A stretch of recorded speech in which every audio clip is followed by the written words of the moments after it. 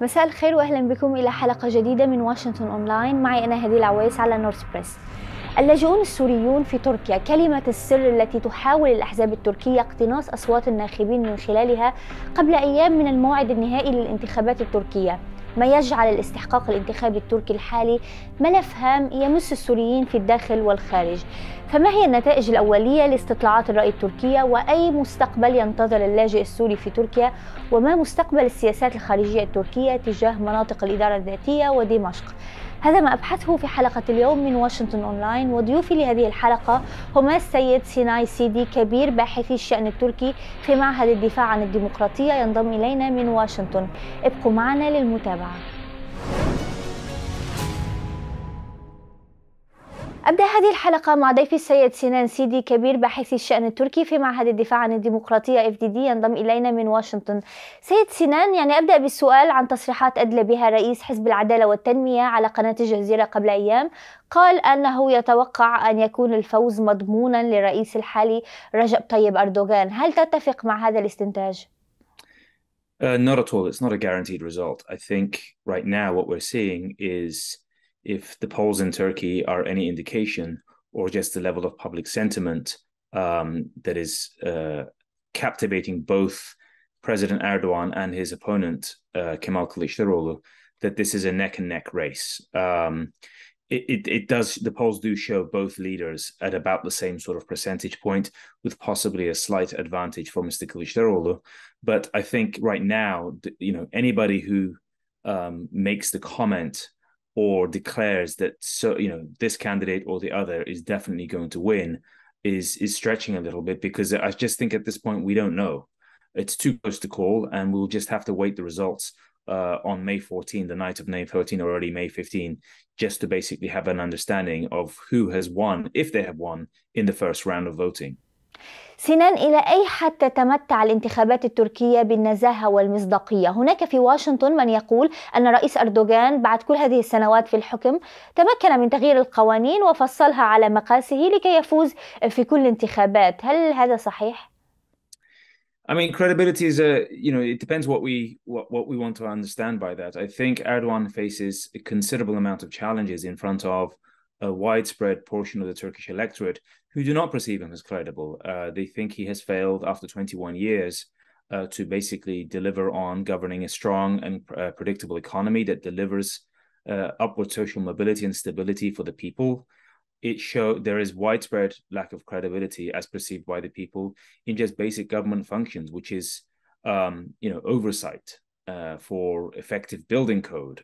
We saw the devastation of the earthquake that happened in February, suggesting that the government has been more interested in essentially providing building permits that promotes construction and higher and more proceeds for the government than it does about the safety of where people live. So also, and tangentially, there is some lack of credibility on Erdogan's part for essentially managing the country on the world stage. Turkey's relationships with its neighbors, its Western partners, is all but broken. Mr. Erdogan has tried to essentially carry out a U-turn with some of these relationships, particularly in the Middle East, with countries such as Israel, the United Arab Emirates, Egypt, but not so much is happening with the West, so we shall have to see. On the other hand, I think there is still a sizable part of the electorate that is likely to turn out and vote for him. It's hard to put a number on that, but despite everything that's happened and that I've just outlined, there is still a widespread public opinion, not sure how many, what percentage of the vote that is, suggesting that, Erdogan is still the only person, the only leader who can essentially take Turkey out of this malaise. مثل ما تعرف، سوريا اليوم هي من الملفات الدسمة والمهمة بالنسبة للناخب التركي وكلا المرشحين. أي سياسات نتوقع من تركيا فيما يتعلق بالملفات المرتبطة بسوريا؟ ونبدأ بملف اللاجئين. So both candidates have indicated that they would like some sort of accommodation with the new Syrian government, as in the continuity of the Assad government, to be able to return refugees back to Syria in an agreed upon fashion. This is mostly an election sort of stunt for both candidates, right?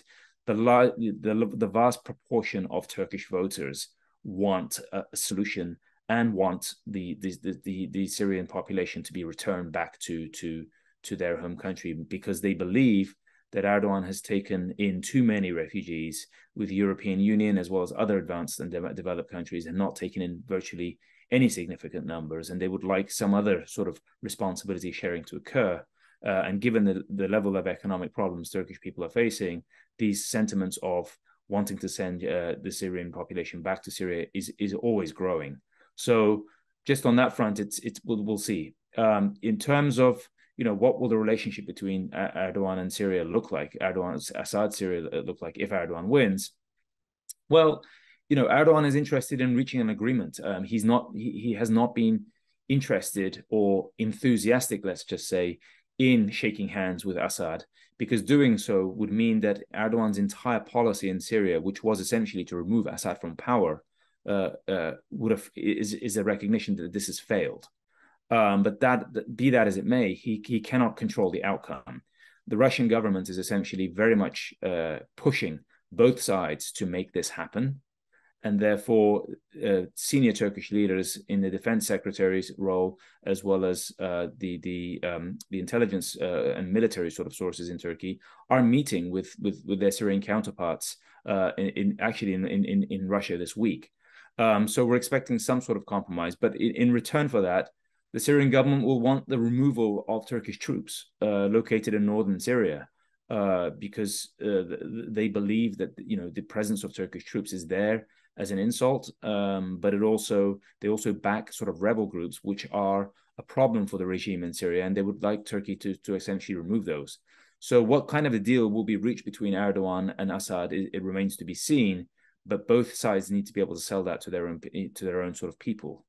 If Kılıçdaroğlu wins, I don't think there's going to be any sort of necessarily hugely divergent policy on his part. He will want to remove troops from Syria. He will want some sort of guarantees from the Syrian government that Syria will take effective measures against any potential Kurdish insurgencies, a possible return to the Adana Protocol of 1998.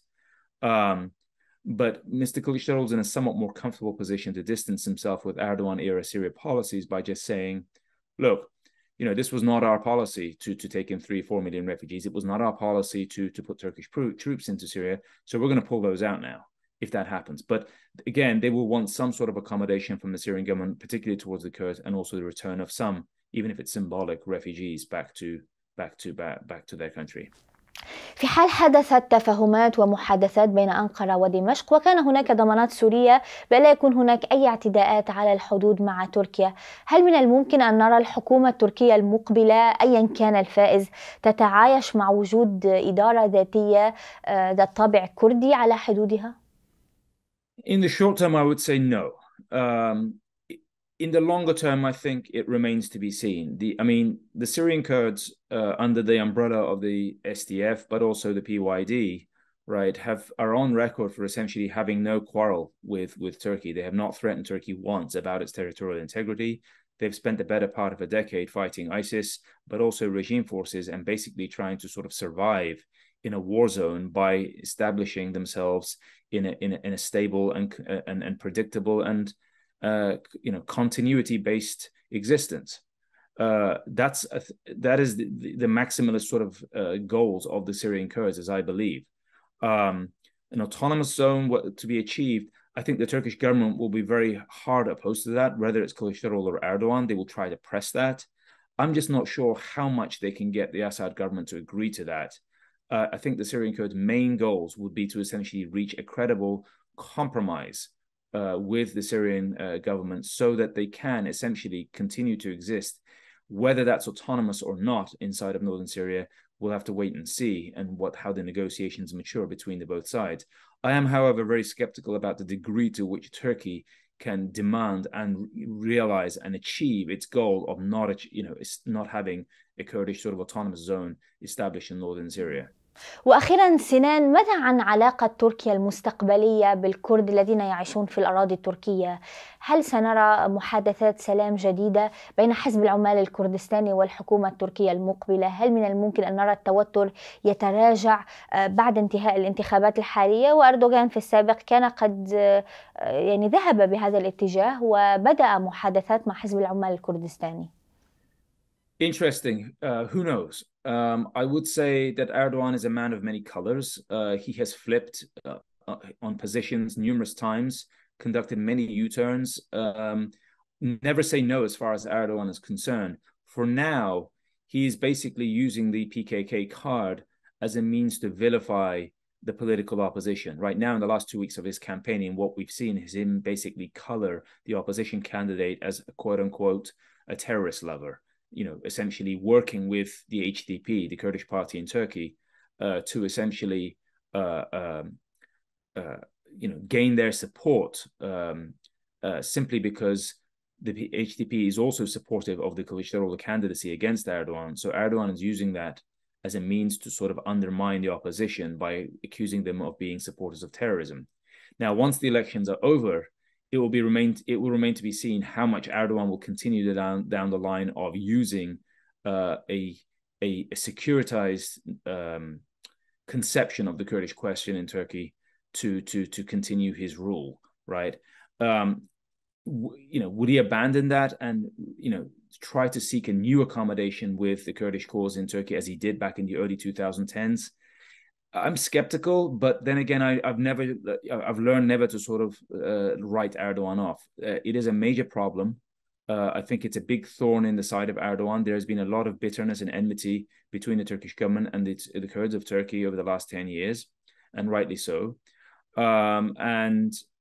It will be up to the government to essentially approach this in a way that's pro-solution. Whether they will do that or not is I don't know. As for the opposition, again, I think their hands are partly tied. Yes, they are working with the HDP in coordinating essentially an anti-Erdogan campaign. Mr. Demirtas, the imprisoned leader of the HDP, is on record for essentially supporting and asking his voters to vote for Mr. Kılıçdaroğlu in the upcoming elections for president. But following this, it will be very hard for Mr. Kılıçdaroğlu to just say, I'm going to initiate a Kurdish peace process once again, simply because the last 10 years, Erdogan has really ratcheted up sort of what I would call xenophobic nationalist tendencies inside of Turkey that sees all Kurds of all colors and stripes and political persuasions as instruments of terror. And so in the short term, I think Mr. Kılıçdaroğlu's hands are tied to be very progressive on the issue. But I think if he is president, it will be up to him to find a way to essentially de-escalate, demonize the Kurdish question in Turkey in the eyes of voters, so that a resolution and a negotiated settlement inside of Turkey can take place. نعم، شكرا جزيلا لك سيد سنان سيدي، كبير الباحثين في الشأن التركي في معهد FDD، كنت معنا من واشنطن. Thanks. وختاما شكرا لكل متابعي واشنطن أونلاين، ألقاكم في حلقة جديدة الأسبوع المقبل، إلى اللقاء.